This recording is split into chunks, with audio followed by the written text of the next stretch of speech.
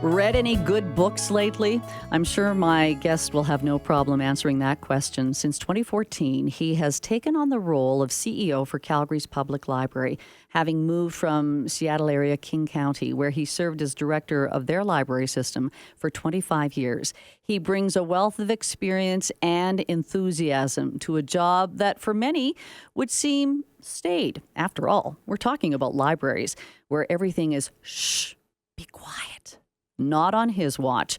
I am pleased to welcome Bill Ptacek, our first guest in our Today's Leader series. Bill, thanks so much for joining us today. Oh, it's my pleasure to be here. This is great. What's your earliest memory of a library? Getting thrown out. Getting thrown out? Yeah, grew up on the south side of Chicago, and the librarian threw me out of the library for various, I probably deserved to be thrown out of this. What was really interesting about that, years later, I became head of personnel for the Chicago Public Library, and I presided at this librarian's retirement party. The same one who threw you out threw many me years out, ago. and I reminded her of that, as a matter of fact. And how did you steer into librarian? Well, it's interesting. I would not, especially having, as I mentioned earlier in my life, I didn't have a pleasant experience at the library. But, I was always a reader, or at least as an English major, you have to be a reader. Right. I'll tell you an interesting story about that. I was a cab driver in Chicago for a while. Yes. And it was while I was an undergraduate, and I was an English major, and I was in American Lit class. And I remember driving a cab down the Dan Ryan Expressway, reading my English Lit, while I'm driving the cab down there.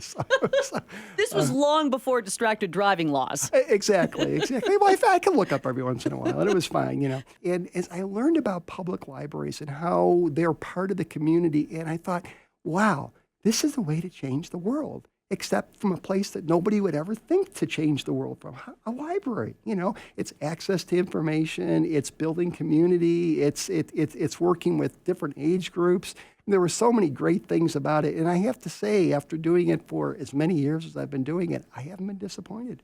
So your first job then as a librarian, tell me a little bit about that. Yeah, I started working at this in Chicago. It took me a long time. I know the economy in Alberta right now is not great, but I tell you, at the time I got out of library school, the economy in the States was just terrible, and it was really, really hard to get a job.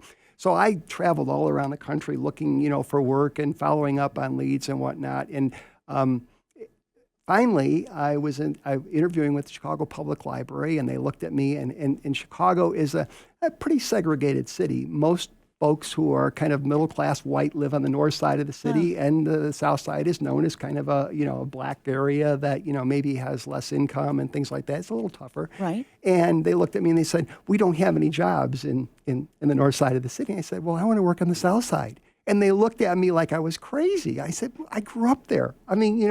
Right. Put me there. But they were thinking a white librarian in a predominantly black community then? Yeah, right. And it ended up, my first position was at the South Chicago branch of the Chicago Public Library, which was probably about a mile away from where I grew up on the south side of Chicago. One of the distinguishing features of this library was right across the street was a halfway house where people from Joliet State Penitentiary, this was the place they came right after getting out of prison. And so occasionally they would shoot at the library and things, and we could identify, what kind of wine people had drank when they passed out at the library and things. So it was a good, again, continuing that education and whatnot. Happily married. Yeah. 3 kids. 3 kids, 2 grandsons. Our oldest daughter is developmentally disabled, and she still lives in the home, and a big part of our life, and a big part of the community, too, I have to say.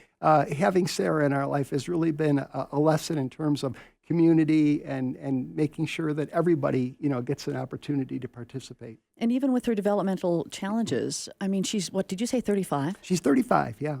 When a lot of doctors said she probably wouldn't live that long? Right. It's a testimony to my wife's perseverance and she's, yeah. Anyway, so Sarah is a big part of our life. If you talk about libraries saving your life, when our first daughter, who was disabled, and it was a really rough time for my wife and myself, what saved us, what saved our marriage, what saved our lives was reading. We just started reading mystery novels and whatnot, and it created enough pleasure in our life that it really got us through some really, really difficult times. So we understood the power of reading.